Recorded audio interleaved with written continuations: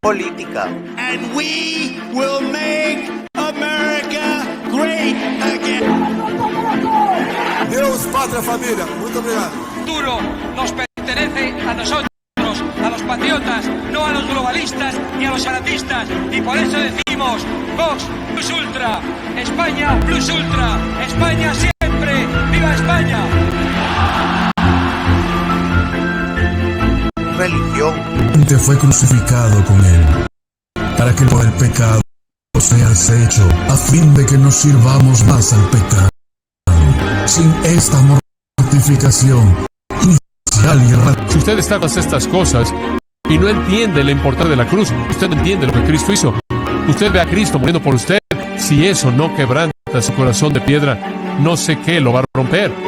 Nosotros no somos pecadores porque pecamos, sino pecamos porque somos pecadores por naturaleza.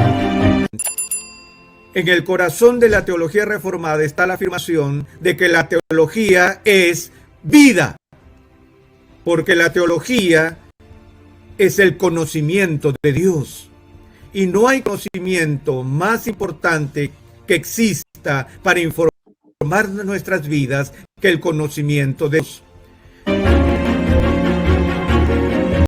Y conciliación. Así que sean bienvenidos a Política un poco más. Hola amigos de Política un poco más, sean bienvenidos a un nuevo episodio de podcast. Hoy estamos una vez más con Esteban Heredia y hoy tenemos algo un poco nuevo, por así llamarlo, bueno, pero es algo que no es muy común en este podcast y es una charla de un poquito de todo. Entonces vamos a presentar una vez más. Gracias por estar acá, es un gusto tenerte acá. Gracias, Alejandro, y ya sabes que cuando tengamos tiempo aquí estamos. Hoy nos quedamos sin ideas de temas. Hoy vamos a hacer una mezcla, vamos a hablar y a ver qué sale, dejar que fluya. Y bueno, yo te tengo una pregunta antes que nada. Y bueno, aparte de cómo estás, ¿qué tal? Bueno, pues bien, gracias acá, medio recuperándome de un pequeño resfriado. Y bueno. Bien, también, ya comenzando los estudios y todo. Pero bueno, mi pregunta que me surgía ahora, y de hecho yo la tenía hace unos días, era qué significa plus ultra, porque en tu intro está este español diciendo España plus ultra, y luego yo la vi también en el símbolo de la Universidad de San Carlos, que dice plus ultra en las dos columnas. Entonces no sé si sabes qué significa eso. Sí, de hecho también aparece en la bandera de España la frase plus ultra, y la frase significa, viene del latín más allá. Eso es lo que significa plus ¿Cómo? ultra, más allá. Más allá. Ah, ok. No, esa era mi duda. Ahora... Sí, eso es lo que significa, viene de latín, como sabemos, España y muchos países de Europa, como Italia, etcétera, etcétera, Y tienen Francia, todos raíz. esos países que ven de latín. Ajá, entonces algunas frases de esa época eran en latín, entonces el plus ultra nace de allá y es más allá. Ah, ok. Y bueno, en este contexto no sé en qué lo está usando el político, que me imagino debe ser de derecha, que lo estabas poniendo vos. Claro, es Santiago Abascal del partido ultraconservador de extrema derecha, Vox, que es un partido patriota, es conservador, cree en el libre mercado, está contra la agenda globalista, contra la Agenda 2030. Entonces es un partido estilo Trump, estilo Bolsonaro, estilo Milei. De hecho, Milei ha participado con ellos en varias actividades, aunque sea virtualmente, y Milei ha dado discursos y ha dado charlas con el Vox en España. Es un partido un partido patriota, un partido antiglobalista. Qué bien, sí. Bueno, y lo que ya sabíamos de Vox es la esperanza es como el el archienemigo del PSOE, el Partido Socialista, ¿cómo era? ¿Partido Socialista Organizado? No, ¿cómo es? Espérate, vamos a Creo que es buscar. el Partido Socialista Obrero. Partido Socialista Obrero Español, es verdad. Así es, Eh, Partido Socialista Obrero Español. Ajá. Moviéndonos a temas un poquito más teológicos, estaba pensando en de qué hablar hoy, casi no hablamos de teología cuando estamos nosotros dos en el podcast, a pesar de que los dos somos cristianos y compartimos algunas creencias, no todas, Ambos somos pero protestantes. sí, no, romanos no se admiten, son bromas. ¿Qué has oído de los logos? ¿O qué pensás de la teoría de los logos? Los logos. Si no, te la explico. Bueno, que es la teoría de los logos, pero son gnósticas, no sistemas. No te escuché bien, se me trabó el internet, ¿me lo repetís? Claro, con gusto. Que si me podrías explicar a cuál te referís, porque yo conozco algunas, pero son de los gnósticos, de la No, es iglesia, a la cual se enfrentaron ciertos padres de la iglesia primitiva.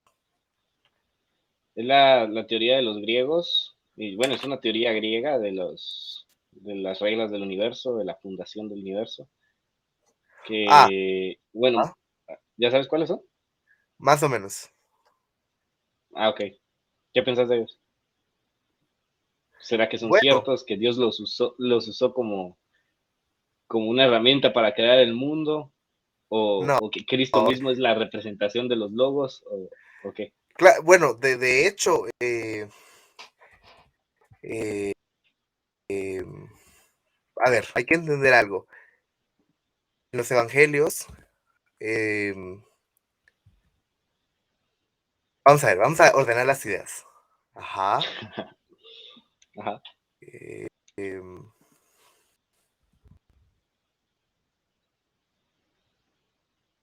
los evangelios, los 4 evangelios van de cada uno a cierto grupo. Ah, sí, así es. Eh, Esto se puede dar cuenta uno por la forma en la que se escribe y en O la este, misma referencia a quién se la hace. Por ejemplo, Lucas claro, se la escribe a su amigo Teófilo, que es de Grecia. claro. En este caso, el Evangelio según San Juan es el que hace referencia a, a esto del logos Ujú. que Juan le escribe a los griegos. Entonces, Juan le escribe a los griegos.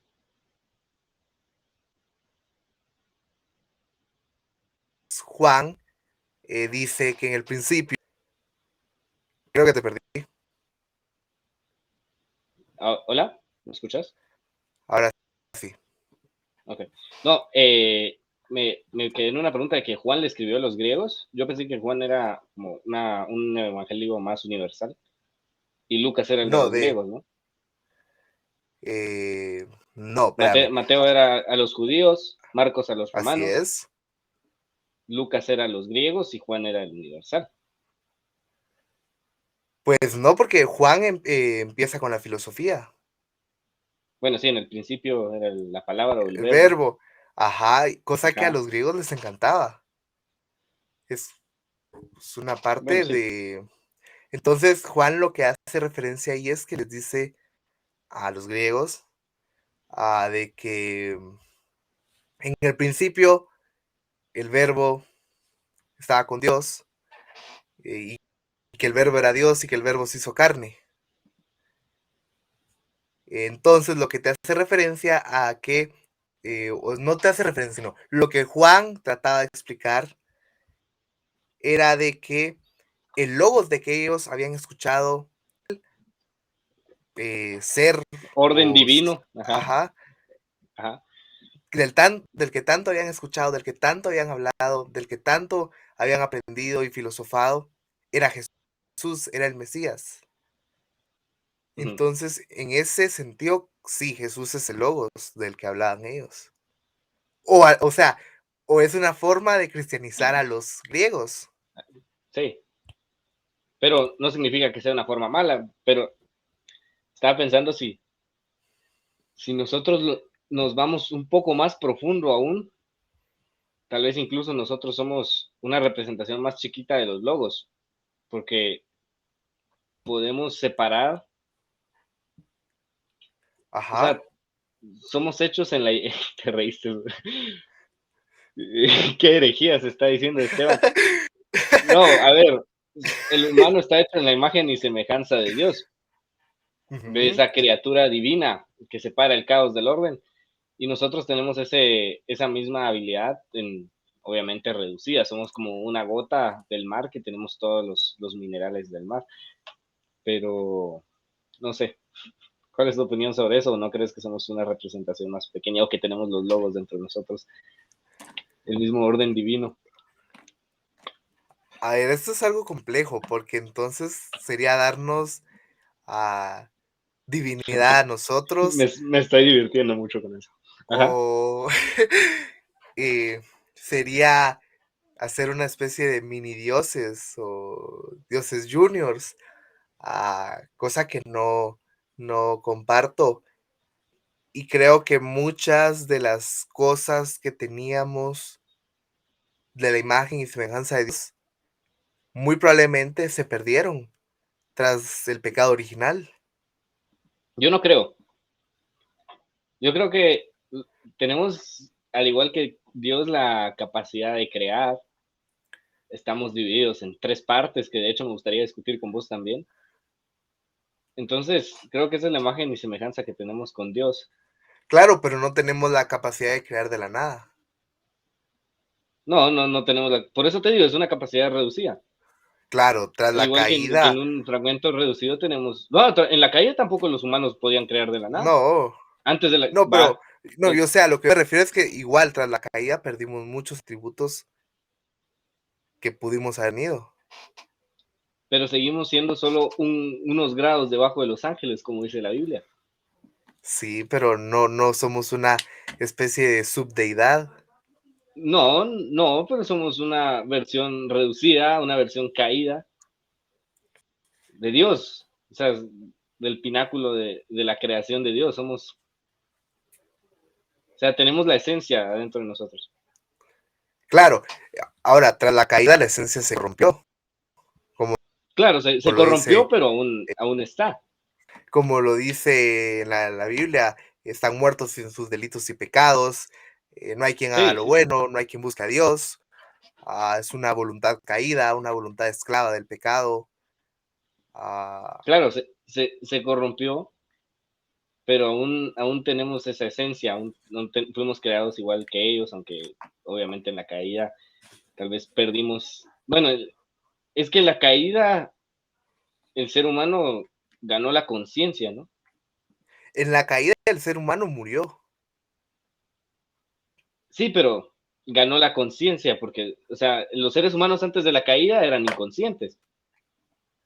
No sabían Claro, cuál era el bien y el mal, no tenían ese conocimiento. es Entonces, con el verdad. nacimiento de la conciencia, empezamos a hacer el mal. Claro, porque morimos juntamente con Adán. Sí, la parte espiritual murió. Claro, o sea, de verdad, Adán y Eva murieron Sí. y ¿Crees que juntamente toda la humanidad murió con ellos. están en el infierno? Esa sí es una pregunta muy ah, especulativa, Sí, yo sé, pero, por pero diversión. creo que no. Sí, ¿verdad? Así como tampoco, bueno, yo no creo que Seth esté en el infierno. La línea, la línea de Dios o la línea justa la línea recta de la genealogía de Adán. Claro, no, Entonces, de hecho ellos no. entonces yo pienso que Adán y Eva tampoco están. Algún día lo sabremos, pero yo supondría que no. Ok. Yo estaba predicando a un grupo de jóvenes hace unos días, Ujú. no cristianos. Me hicieron una pregunta que la verdad me dejó un poco sin qué responderle. Y como sé que vos sos un experto en este tema, tal vez ya lo has escuchado. Y es el tema de Lilith. Así. Bueno, yo no he leído mucho de ella, pero la pregunta en general que me hicieron fue como la primera mujer, la primera esposa de Adán. Luego desapareció, o como, ¿es bíblico eso o como estaba leyendo también es como una tradición babilónica que se fue mezclando con la narrativa judía? Claro, es una narración eh, babilonia que se fue mezclando con la tradición judía y luego llega a los gnósticos. Los gnósticos fueron unos herejes eh, con los que la iglesia primitiva y la iglesia universal tuvo que pelear durante los siglos pre-cisma, post-cisma y pre-reforma. Entonces, ellos metieron muchas ideas raras. También tenemos la idea de la Dios Madre, que hay tres personas en la Trinidad, eh, el Padre, el Hijo y la Madre, eh, o que la palabra El Shaddai significa eh, pecho grande y es el lado femenino de Dios, o sea, la Madre Dios, y tenemos gente todavía en pleno siglo XXI que cree esto. Entonces, sí, Lilith aparece una vez en la Biblia, al menos en el canon actual, tanto ¿Así? en el canon como católico romano, protestante, y me atrevería a decir que copto tal vez también. Y Lilith aparece, si ¿En no qué estoy libro? mal, eh, En Génesis.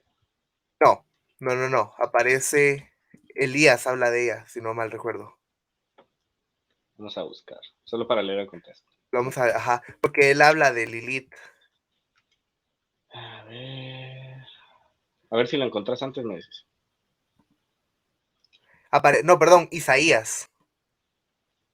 En Isaías 34:14 aparece, se habla acerca de Qué Lilith grande. y Lilith dice, Isaías dice acerca de Lilith, las 64. bestias, no, 34:14. Ok, Lo vamos a leer en la versión Reina Valera sí, ya del la año tengo aquí. 60. Las fieras del desierto se encontraron con las hienas y la cabra gritará a su compañero, la lechuza también tendrá ahí morada y hallará para sí reposo. No, esto no es. Vamos a ver, no. Qué raro, porque vamos a ver. Oh, en otras versiones, lo que se traduce en la Vulgata latina, la versión medieval de la Biblia en Ah, latín, lo también traduce, alterada por Roma. eh, Ajá, seguí. aparece, los gatos salvajes se juntarán con las hienas y un sátiro llamará al otro. También ahí reposará Lilith y en él encontrarán descanso, según la Vulgata latina,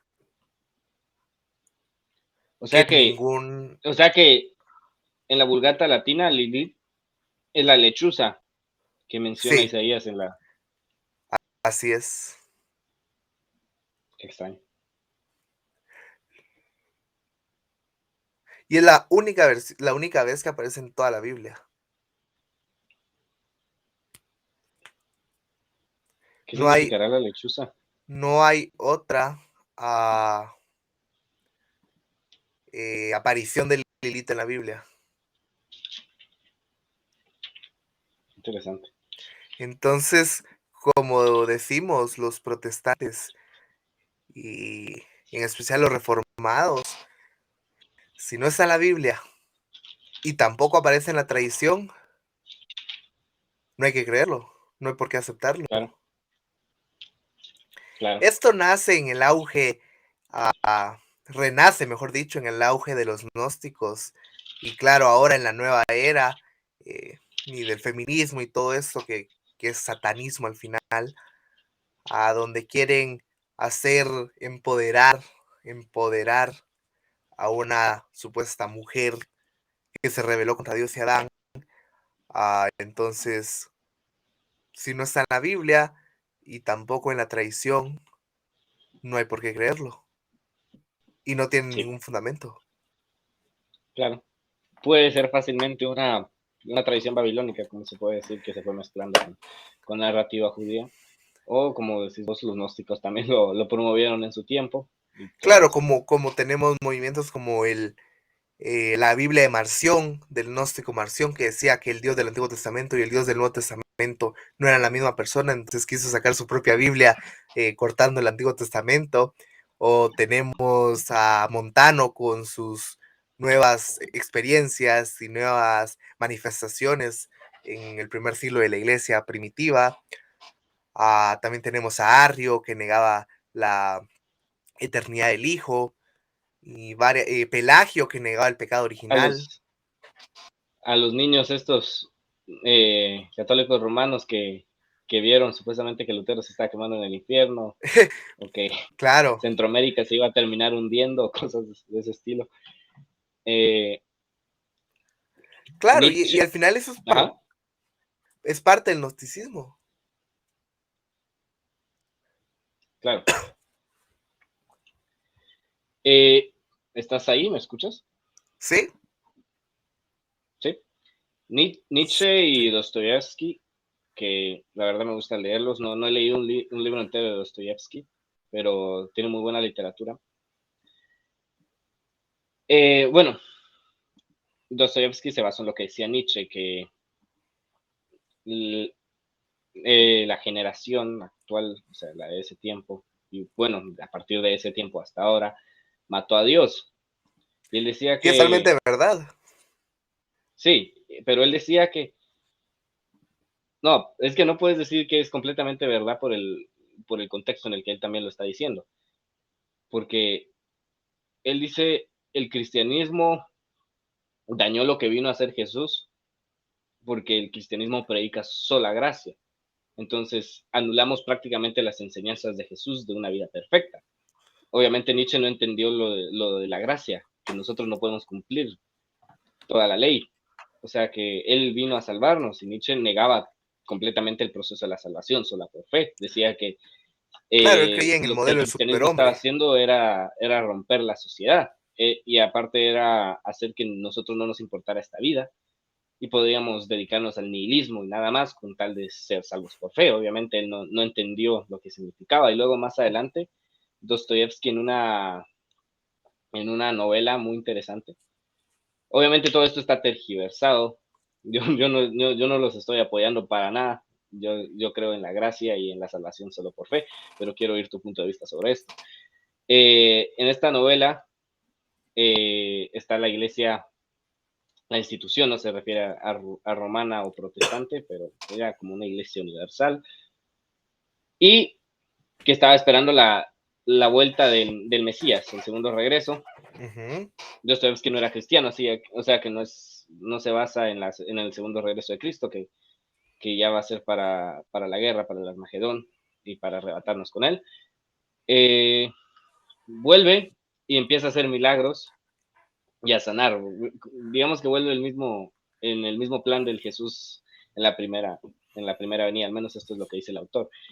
El líder de la iglesia institucional, digamos que era el Papa, por decirlo así, toma al Mesías y lo encierra en la cárcel.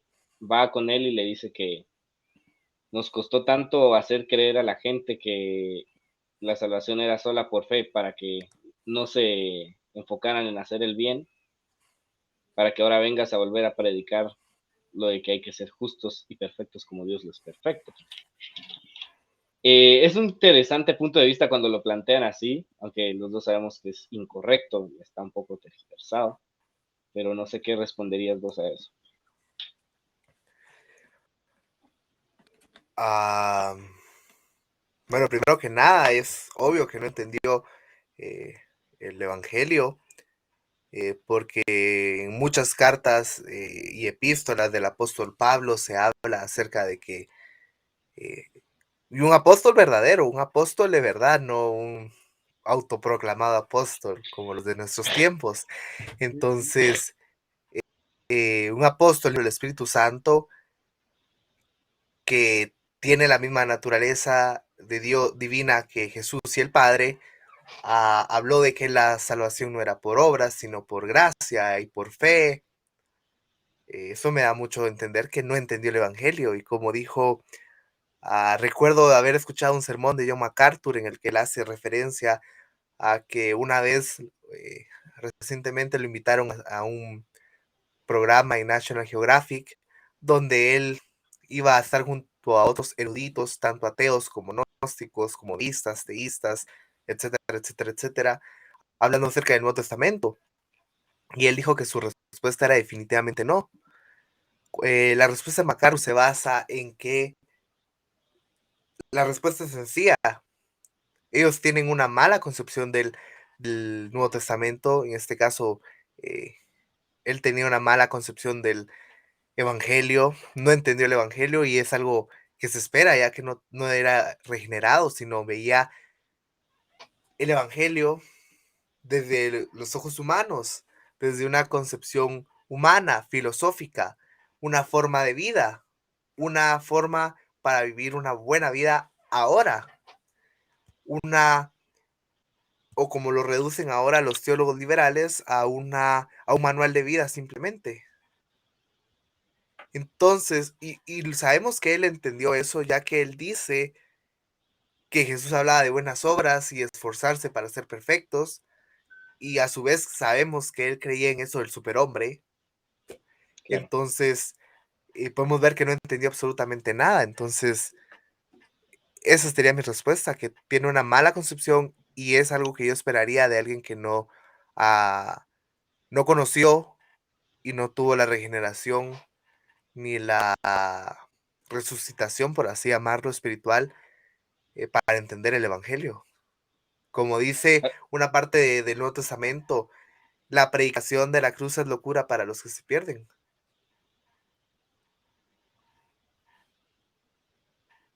Y es locura de cualquier forma, ¿verdad? Desde el punto que es ridículo, desde el punto que es escandalosa, porque algunos piensan que cómo puede ser salvo solo por aceptar la fe, aunque seas malo, como decía Nietzsche también en lo que te explicaba.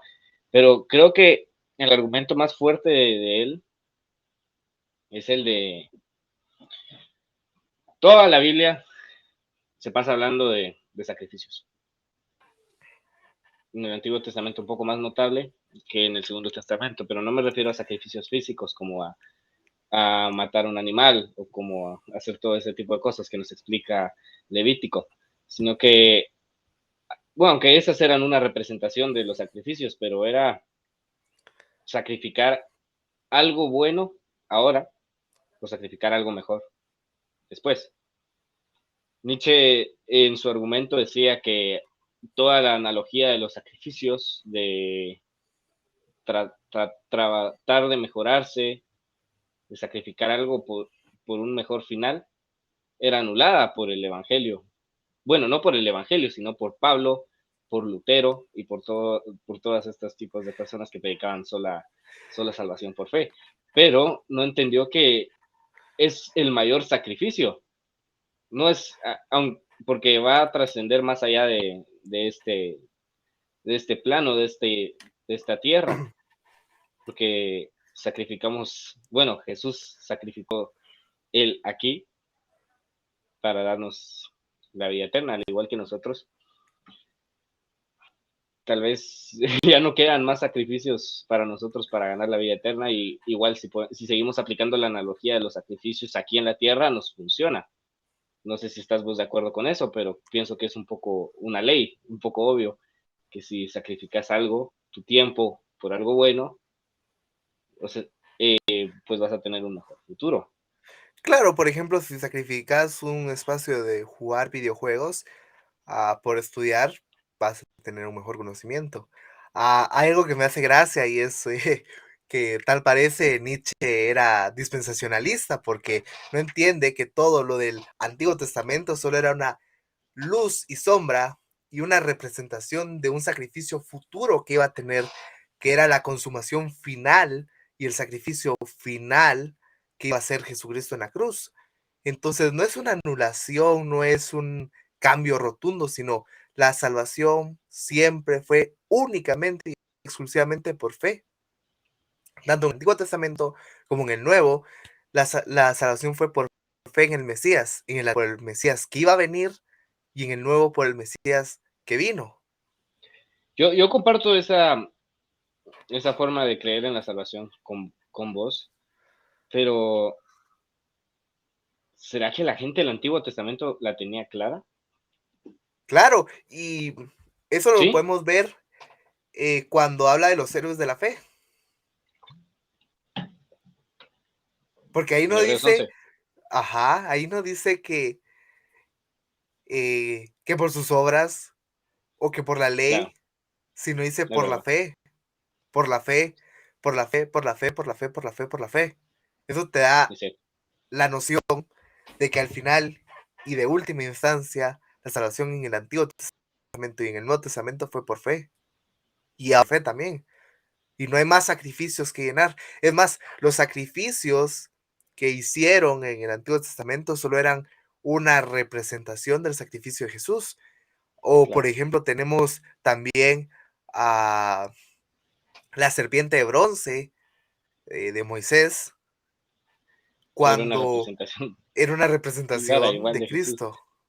claro, Todo lo que miramos en el Antiguo Testamento es luz y sombra, y lo dice la Biblia, de Cristo. Hay una frase de Juan Calvino que me gusta bastante, a la cual dice así: esto es lo que debemos buscar en breve en toda la escritura, verdaderamente saber que Jesucristo y las riquezas infinitas que en él están y nos ofrecen de Dios Padre, si se tamizaran atentamente la ley y los profetas, en él no encontraría una sola palabra que no atrae y que no atrajere, perdón, a Jesucristo. O sea, en otras palabras, si leyéramos todo el Antiguo Testamento, no hay ni una sola palabra que no te haga ver hacia Cristo. sí, Al final, todo lo que pasó en el Antiguo Testamento era una representación de Cristo y del Mesías que iba a venir. Y ese es el error de Nietzsche y ese es el error también de los dispensacionalistas que no logran comprender que no hay división entre un pacto de obras y un pacto de gracia, y no hay un paréntesis, no hay nada de eso, porque la Biblia no habla de eso. Es más, al final, en Hebreos 11, eh, hablan de los héroes de la fe, no de los héroes de las obras, no de los héroes del testamento, sino los héroes de la fe. Entonces,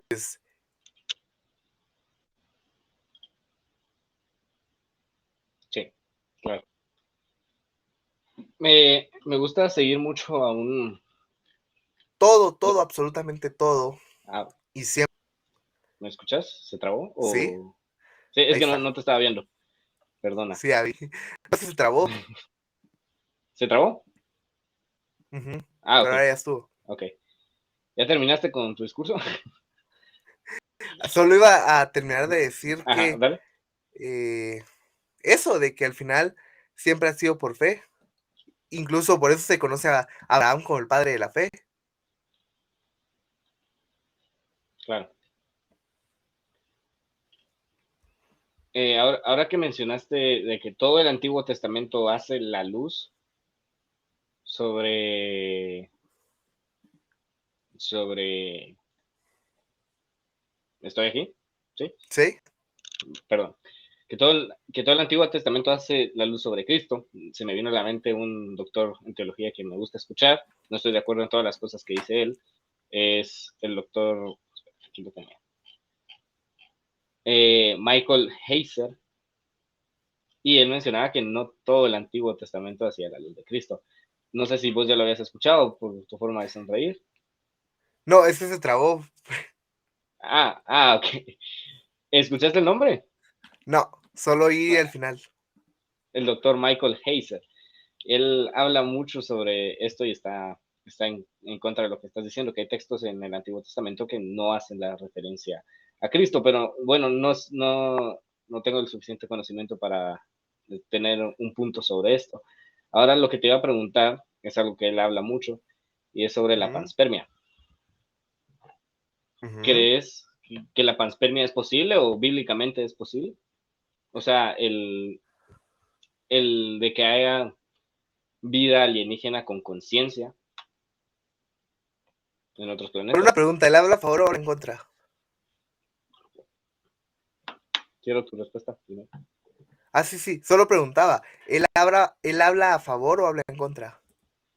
Ah, ok. Él dice que él habla a favor, pero no hay prueba, no hay ninguna prueba biológica, pero y si hubiera, no tendría ningún problema en creerla porque no niega para nada las escrituras. Bueno, ahí volvemos a lo mismo de que no se encuentran en las escrituras ni la Creo tradición que me de la expliqué mal. iglesia. Él dice que si él no cree en la Ah, ok. panspermia, pero aún si fuera cierta, no negaría la Biblia. No, yo tampoco creo en eso. En lo que sí creo es que muchas veces las experiencias que la gente ha tenido sí son reales, pero eh, no por alienígenas, no por aliens, sino por demonios. Hay un libro que quiero recomendar. Ah, ok. No, no te escucho.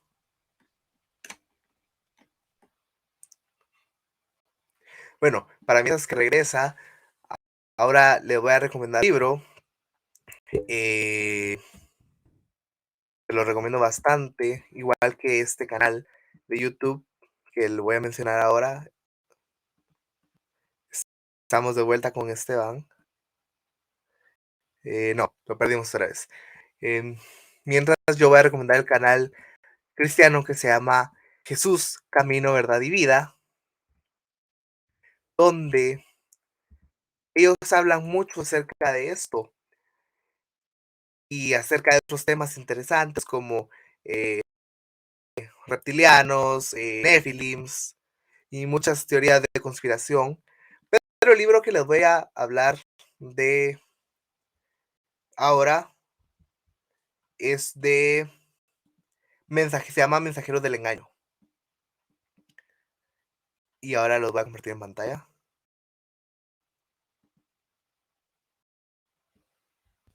Y ahorita solo está cargando. Lo pueden encontrar en Amazon y es este, o en Mercado Libre, depende de dónde me estén escuchando. Quiero aclarar que no es una mención pagada, sino solo porque eh, la verdad que les puede servir.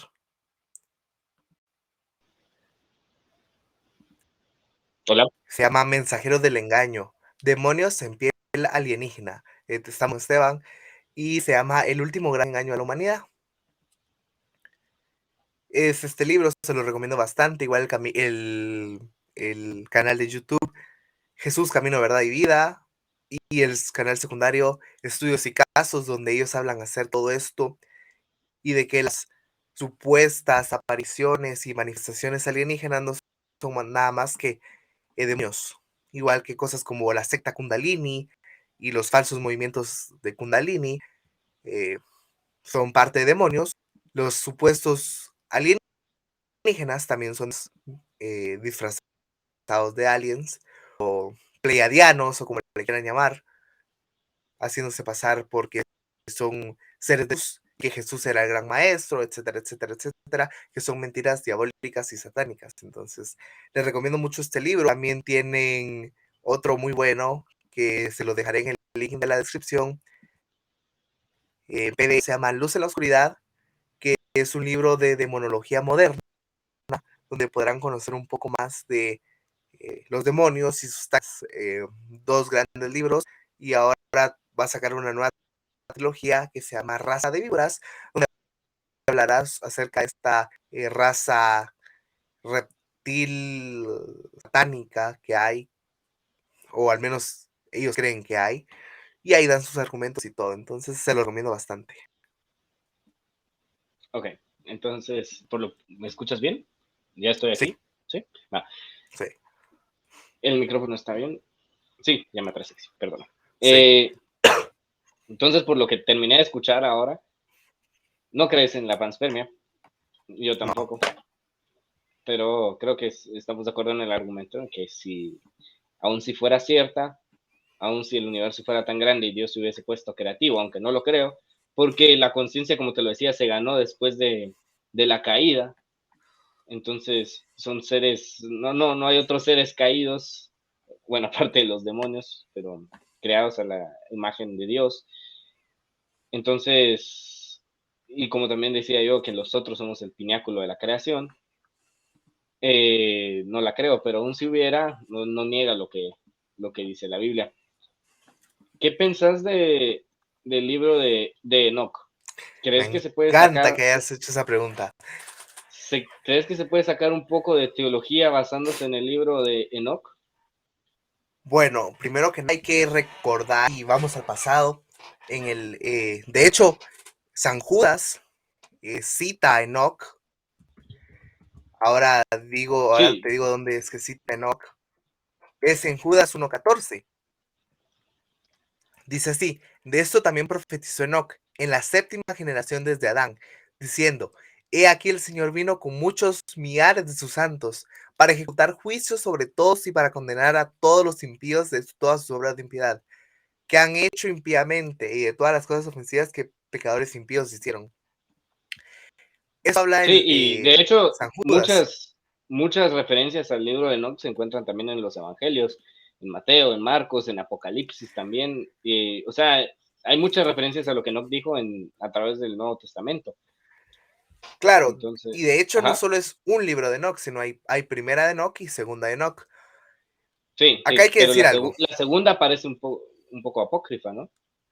Los dos son, bueno, ni siquiera apócrifos porque la Iglesia No, Católica sí, Romana no no son, reconoce. no, pero la palabra apócrifa me refería a no original, o sea, Claro, no inspirado. obviamente los dos no están inspirados, pero refiero al que el segundo, el libro de Enoch, no es, fue un Es poco peor. tergiversado. Ajá, exacto. Sí. Porque Ah, Enoch pudo haber escrito su libro y que tengamos el primer libro de Enoch y no fue inspirado por Dios, pero aún así no es, fue conservado, por decirlo así, pero el segundo libro de Enoch me parece que sí es tergiversado. de hecho, ninguno de los dos libros se puede comprobar que no lo haya escrito. Sí hay perdón, una tradición oral de Enoch. eh, es específicamente esta profecía que cita San Judas.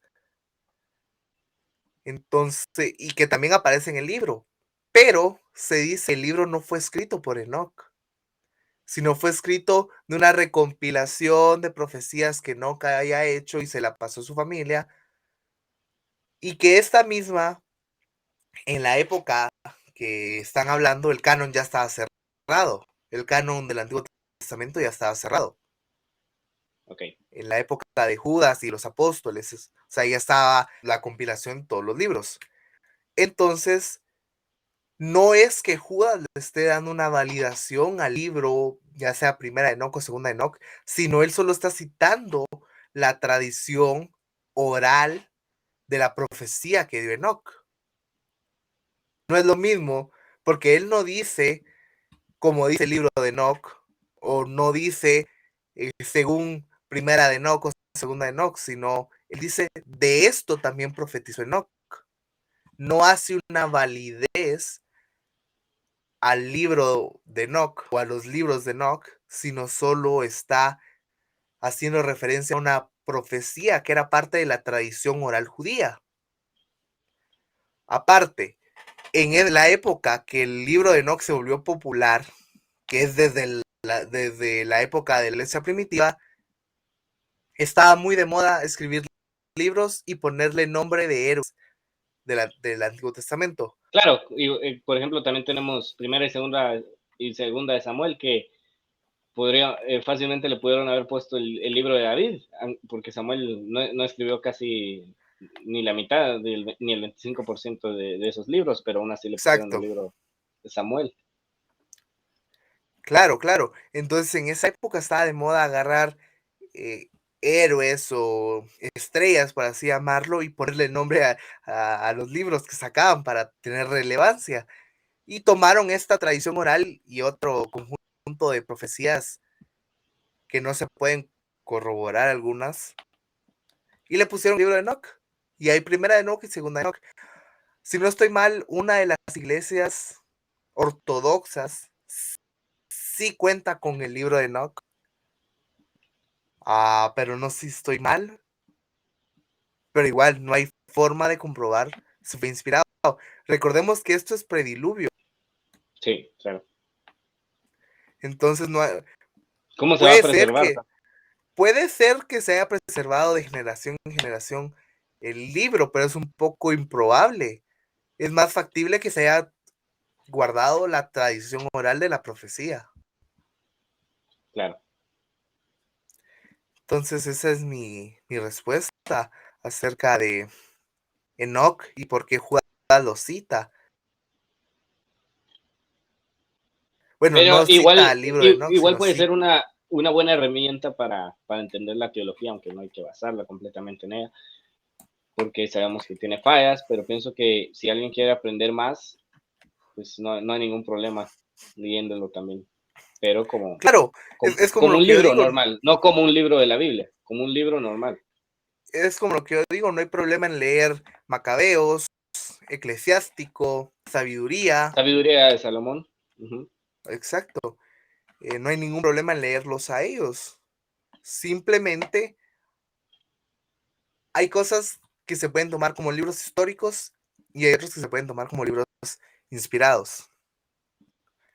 Y es más, algunos libros que no tenemos a gente, sí los sacó Cipriano de Valera en la Biblia del Oso.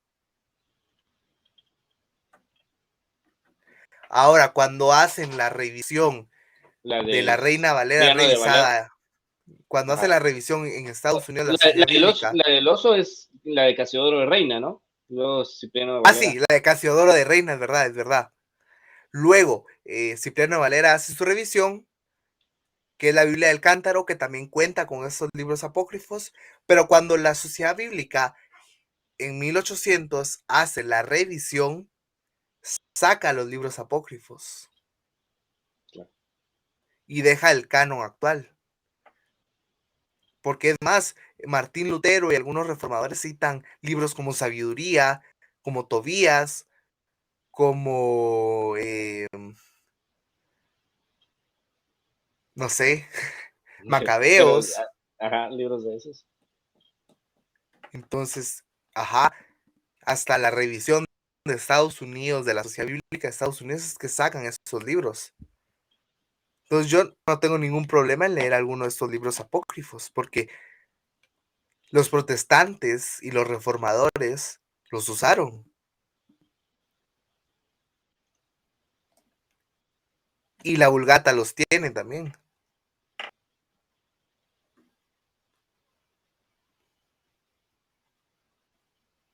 ¿Se dice ahí? Sí, sí, sí, estaba pensando. Ah,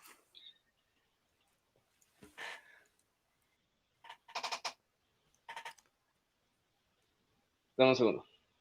Te voy a tirar está bien. un muy buen tema. Solo quiero Para mí, pensar cómo. Va, puedes seguir hablando. les recuerdo que pueden suscribirse al canal de YouTube, pueden seguirme en mi página de Facebook, la van a encontrar como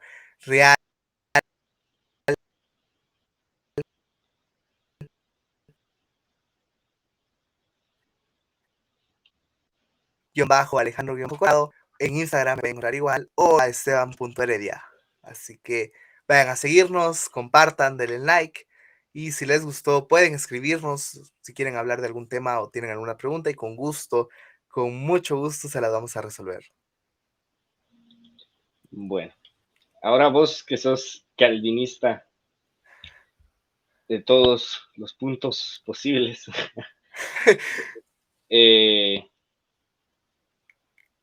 la elección de Dios es sinónimo de la salvación de Dios. Totalmente. Pero Es que Pero, si decimos, a ver, a ver, depende de qué. Porque si decís la elección de Dios al no, o escoger sea, un grupo de personas, pero es que depende también de exacto, qué. exacto, a eso voy referido, porque Dios eligió a Israel. Israel es salvo, Todo Israel es salvo. sí.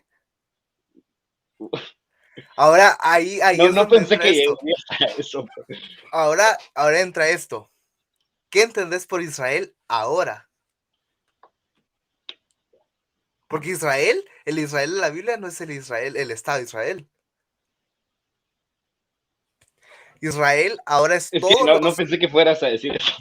Ajá, ahora ajá, sí. todo, o sea, Israel, y no soy de la doctrina o enseñanza de la suplantación, sino en la teología pactual, que ahora Israel representa a la iglesia, que es el olivo silvestre, y a todos los judíos que creen en Jesús. Ese es Israel, no hay una división entre el Estado de Israel y la iglesia, no. La Biblia no habla de eso, la Biblia habla de un solo grupo, que es Israel, el Israel bíblico, que ahora formamos parte nosotros, el cual hace referencia el apóstol Pablo, como el olivo silvestre, que fue el olivo injertado, y que todos los que crean, todos los judíos que tengan la fe y la regeneración y crean en Jesús, también van a ser parte de este Israel. Y hay una parte donde dice, aún así el olivo silvestre pudo pegarse al olivo natural, ¿cómo no más el olivo natural podrá ser reinjertado otra vez? Pero no, el Israel bíblico, o el Israel al que se refieren en todas las cartas, ahora somos los creyentes, juntamente con los judíos que creen en Jesús, más no el Estado de Israel. Y los israelitas de la época seguida a Jesús, de los primeros 100 años, por decirlo así, Que seguían a Jesús eran salvos. y los que no, no. Ok. Bueno, ¿quedó claro?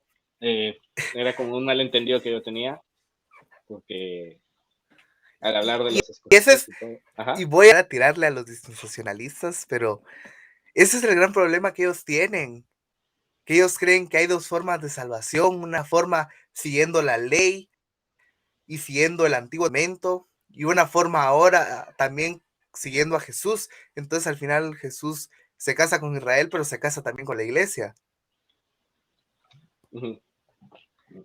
cosa que No es la Biblia así. habla de eso, si no habla solo de una sola novia, que es la iglesia juntamente con el Israel, eh, el remanente de Israel, que al final de los últimos tiempos van a tener una regeneración, cierto grupo de judíos, y van a creer, y pues nada, ellos son Israel, pero nosotros también. Sí, ya entendí a lo que va. Igual entonces el pueblo escogido y la nación santa, de la que también habla mucho el Antiguo Testamento de Israel, pues terminamos siendo nosotros, ¿verdad? Porque las promesas que se le hicieron a los padres también son para los hijos, dice la Biblia, y nosotros somos Entonces hijos espirituales de Abraham. el castigo a los judíos, a Israel, que el que habla Apocalipsis también viene hacia nosotros. ¿Cuál de todos los castigos? El castigo que solo va dirigido hacia hacia el pueblo de Israel. Léemelo Que textualmente, ¿qué dice? ahorita lo busco.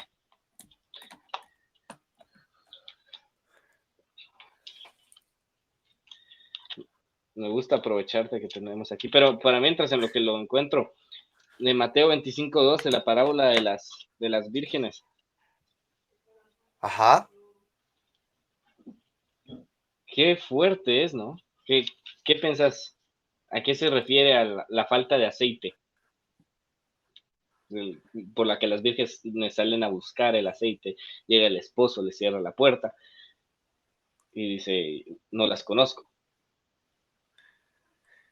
Más velad pues porque no sabéis el día ni la hora en el que el Hijo del Hombre ha de venir. Así termina.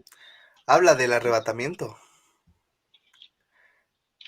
Y recordemos que el aceite muchas veces, o sea, lo representan o representa al Espíritu de Dios. O Ok. una forma, ajá, entonces, O una forma de decir la verdadera salvación, ¿no? ajá.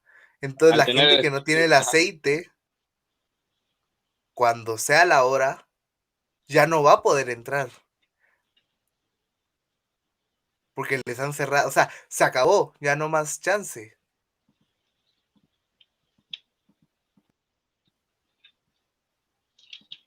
Me Eso es hubiese lo que yo gustado. comprendo. Sí, tienes razón. Estoy de acuerdo contigo. Me hubiese gustado tener la nota, pero es que entre tantos castigos que tengo aquí, no la encuentro, pero ahorita buscando, viendo entre los títulos de la Reina Valera, que, bueno, igual para los que no sepan, los títulos no son parte de la Biblia, sino que los añadieron los editores, Igual pero que cada división de capítulos y versículos. está el título ay, por favor, ya se me perdió, de la Gran Ramera.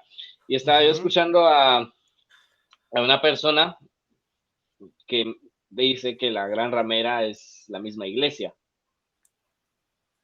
De casualidad esa persona no era testigo de Jehová. No, Ah, ok. Bueno, eh, era dispensacionalista. sí era dispensacionalista, o era testigo de Jehová o era dispensacionalista. Ajá, Es que de hecho los dispensacionalistas y los testigos de Jehová creen cosas similares, al menos en la cosa del rapto secreto. escatología. Ujú. Eh, la gran ramera es un tema complejo, porque habla acerca también de muchas cosas corrompidas, y yo creo, personalmente, no sé qué hayan creído los reformadores ni pastores bíblicos como R.C. Sproul o iba a decir John MacArthur.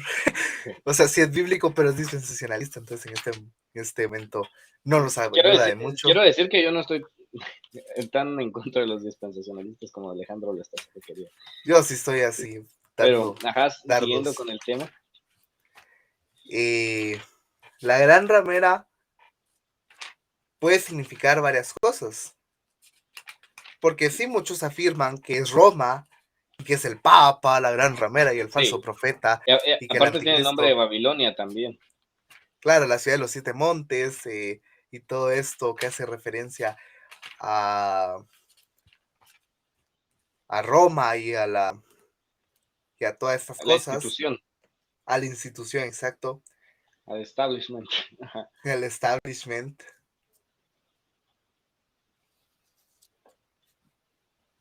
Entonces, pero hablar del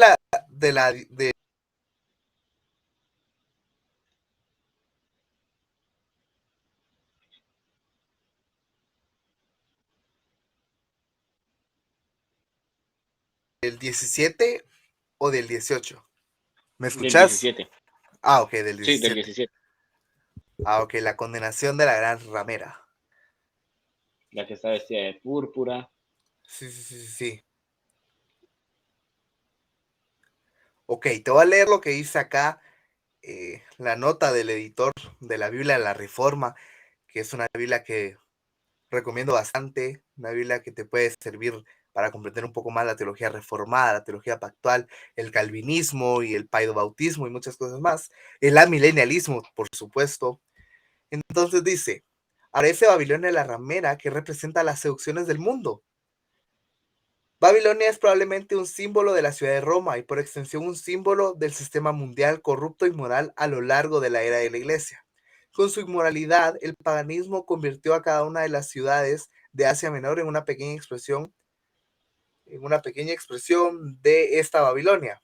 La plena participación económica y social, incluida la asistencia a las fiestas, celebraciones religiosas paganas, la adoración al emperador, era una expresión esperada de lealtad política. Los paganos llamaban ateos a los cristianos porque no adoraban a los muchos dioses y los llamaban enemigos de la humanidad porque dejaban de participar en formas permisivas de la vida social. Ante la presión, algunos que profesaban ser cristianos argumentaban que participar de las fiestas idólatras y de la inmoralidad sexual era aceptable. La mujer Jezabel, en Apocalipsis 2 del 20 al 23, era una seductora, no, perdón, sí, era una seductora importante cuya obra era general y la simboliza más a fondo Babilonia la ramera. Unos pocos intérpretes prefieren justificar a Babilonia la gran ramera como Jerusalén. Al rechazar al Mesías se convirtió en ramera en las ilustraciones del Antiguo Testamento. Pero Jerusalén era una sola instancia de sociedad que se redujo a personas y las alejó de la verdadera razón. La antigua Babilonia era otra. En este sentido, Apocalipsis retoma el lenguaje de las condenaciones proféticas de Babilonia y Tiro. Las ciudades modernas, con sus falsas religiones y la explotación sexual, son también formas de Babilonia. Por ende, el simbolismo de Babilonia puede tomarse de muchas expresiones históricas, entre ellas la gran manifestación final de esta Babilonia justo antes de la segunda venida. Cuando la destrucción de la falsa adoración sea completada, los verdaderos adoradores, la esposa del Cordero, aparecerán con todo su esplendor y gozo. Bueno.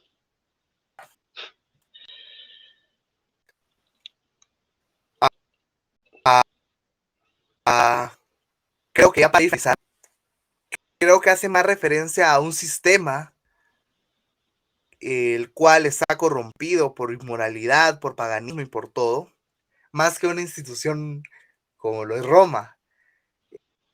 Podríamos decir que Babilonia es el progresismo, es muchas cosas más, y esa puede ser la gran Babilonia de la que se habla en Apocalipsis. Claro. Y esa es mi respuesta. Bueno, una parte de mi respuesta. Comparto lo que dice el autor de la nota. Y pues bueno, algo para finalizar. Bueno, quiero que sepas que ha sido el podcast en el que más me he divertido. Ha estado muy bueno, más natural. ¿Qué te parece si para la cuadrícula ponemos los dos la Biblia aquí? La cámara. Espérame que esta pesa bastante. Ah, increíble. La mía también pesa. Tiene colorcitos. Es del arco iris. Espérame. Sonreí, que tenés una iluminación terrible. Ya. Mejor así va. Va, así. Estilo Donald Trump. Así. Va.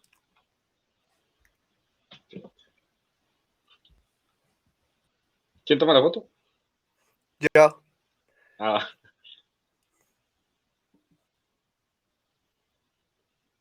Ya. Listo. Bueno, y nada. Espero hayan aprendido un poco. Nos pasamos desde los logos a cosas más profundas, de escatología o interpretaciones de la Biblia ya más oscurecidas, pero estuvo divertido, estuvo entretenido. Gracias Alejandro de nuevo por la invitación, aunque a veces parezca que yo soy el entrevistador aquí, pero nada, ha estado muy bueno. Claro, y pues muchas gracias por aceptar. Estuvo muy bueno, me gustó. Le puede tirar a todos, en especial a los dispensacionalistas. Ese es el problema con los de la sana doctrina, que eso andan haciendo siempre, tirándole a todos en vez de predicar. Son bromas, Alejandro.